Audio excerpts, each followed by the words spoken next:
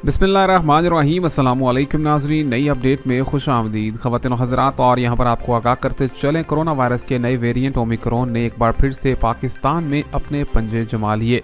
आपको बताएं कि कराची शहर में ओमिक्रॉन के केसेस में तशवीशनाक इजाफा देखा जा रहा है और आपको बताएं कि वेरिएंट की लहर इंतहाई ख़तरनाक हद तक तजावुज़ कर रही है। ख़ास तौर पर यहाँ पर आपको बताते चलें कि कराची के मुख्तलिफ इलाकों में गुलशन इकबाल ब्लॉक 7 की बात की जाए, जहाँ पर 1 दर्जन अफराद में ओमिक्रॉन वायरस की तशख़ीस की गई है, जिसको देखते हुए डिप्टी कमिश्नर ने यहाँ पर मुकम्मल तौर पर स्मार्ट लॉकडाउन लगाने का नोटिफिकेशन भी जारी कर दिया है। आपको बताएं कि इससे कबल भी कराची शहर में ओमिक्रॉन का पहला मरीज देखा गया था, जिसके बाद केसेस में बढ़ता हुआ इजाफा देखा जा रहा है और इसको कंट्रोल करने के लिए कराची शहर में मुख्तलिफ मकामात पर स्मार्ट लॉकडाउन लगा दिया गया है।